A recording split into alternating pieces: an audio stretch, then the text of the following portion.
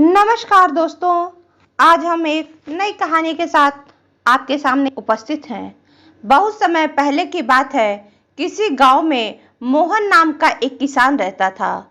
वह बड़ा मेहनती और ईमानदार था। अपने अच्छे व्यवहार के कारण दूर दूर तक उसे लोग जानते थे और उसकी प्रशंसा करते थे। पर एक दिन जब देर शाम वह खेतों से काम करके लौट रहा था, तभी रास्ते में उसने कुछ लोगों को बातें करते सुना। वे उसके बारे में बातें कर रहे थे। मोहन अपनी प्रशंसा सुनने के लिए उन्हें बिना बताए धीरे धीरे उनके पीछे चलने लगा। पर उसने उनकी बातें सुनी तो पाया कि वे उसकी बुराई कर रहे थे। कोई कह रहा था, मोहन बड़ा घमंडी है। तो कोई कह रहा था कि सब जानते हैं वो अच्छा करने का दिखावा करता है। मोहन ने इससे पहले सिर्फ अपनी प्रशंसा सुनी थी, पर वह इस घटना का उसके दिमाग पर इतना बुरा प्रभाव हुआ कि अब वह जब भी कुछ लोगों को बातें करते देखता तो उसे लगता कि उसकी कोई बुराई कर रहा है। यहाँ तक कि अगर कोई उसकी तारीफ करता तो भी उसे लगता कि उसका मजाक उड़ाया जा रहा है।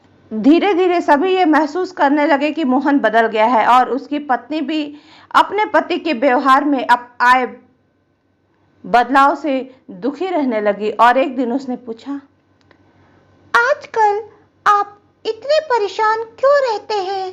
कृपया करके मुझे बताइए। मोहन ने उदास होते हुए उस दिन की सारी बातें पत्नी को भी समझाई। पत्नी को भी समझ नहीं आया कि क्या किया जाए, पर तभी उसे ध्यान आया कि पास के ही गांव में एक सिद्ध महात्मा आए हुए हैं। और वो बोली, स्वामी, मुझे पता चला है कि पड़ोस के गांव में एक पहुंचे हुए संत आए हैं, इसलिए चलिए हम उनसे कोई समाधान पूछते हैं। अगले दिन वे महात्मा के शिविर में जा पहुंचे। मोहन ने सारी घटना सुनाई और बोला, महाराज, उस दिन के बाद से सभी मेरी बुराई और झूठी प्रशंसा करते हैं। कृपया मुझे बताइए कि मैं वापस अपनी शाख कैसे बना सकूं। महात्मा मोहन की समस्या समझ चुके थे। वे बोले, पुत्र, तुम अपनी पत्नी को घर छोड़कर आओ और आज रात मेरे शिविर में ठहरो। मोहन ने ऐसा ही किया, पर जब रात में सोने का समय आया तो वो अचानक ही मेढकों की टर टर की आवाजें सुनने लगा। मोहन बोला, ये क्या महाराज, ये क्या? यहाँ तो इतना कोलाहल हो रहा है। महात्मा ने कहा, पुत्र, पीछे एक तालाब है। रात के वक्त उसमें मौजूद मेढक अपना राग अलापते हैं।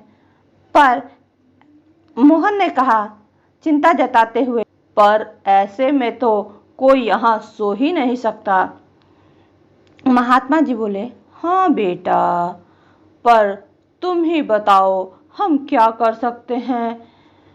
हो सके तो तुम हमारी मदद कर दो। मोहन बोला, ठीक है महाराज, इतना शोर सुन के लगता है इन मेढकों की संख्या हजारों में होगी। मैं कल ही गांव से 50-60 मजदूरों को लेकर आता हूँ और इन्हें पकड़कर दूर कहीं नदी में छोड़ आता हूँ। और अगले दिन मोहन सुबह सुबह मजदूरों को साथ लेकर वहां पहुंचा। महात्मा जी भी वहीं खड़े होकर सब कुछ देख रहे थे।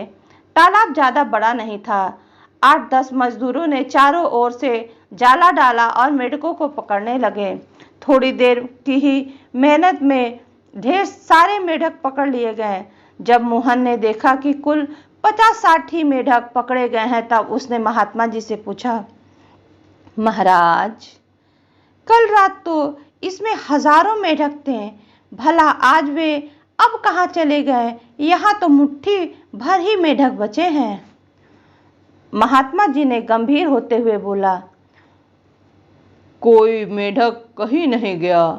तुमने कल इन मेढकों की आवाजें सुनी थी। ये मुट्ठी भर मेढक ही इतना शोर कर रहे थे कि तुम्हें लगा कि हजारों मेढक टटरा रहे हैं, टर की आवाज कर रहे हैं। पुत्र, इसी प्रकार जब तुमने कुछ लोगों को अपनी बुराई करते सुना तो भी तुम यही गलती कर बैठे। तुम्हें लगा कि हर कोई तुम्हारी बुराई करता है, पर सच्चाई ये है कि बुराई करने वाले लोग जीवन में केवल मुट्ठी भर ही मेढकों के समान होते हैं। इसलिए अगली बार किसी को अपनी बुराई करते सुनना तो इतना याद रखना कि हो सकता है वे कुछ ही लोग हों, बहुत सारे लोग ऐसे होंगे जो तुम्हें भला भी समझते होंगे। इस बात को भी समझना कि भले तुम कितने भी अच्छे क्यों ना हो जाओ, पर कुछ लोग ऐसे ही होंगे जो तुम्हारी सदैव बुराई करेंगे। अब मोहन को अपनी गलती का एहसास हो चुका था। वह पुराना वाला फिर से मोहन बन गया। दोस्तों, इसी तरह मोहन की तरह ही हमें भी कुछ लोगों के व्यवहार को हर किसी का व्यवहार नहीं समझ लेना चाहिए और पॉजिटिव फ्रेम ऑफ माइंड से अपनी जिंदगी जीनी चाहिए। हम कुछ भी कर लें, पर लाइफ में कभी ना कभी ऐसी समस्याएं आ ही जाती हैं जो रात के अंधेरे में ऐसी लगती हैं जैसे मानो हजारों मेढक कान में टर कर रहे हों।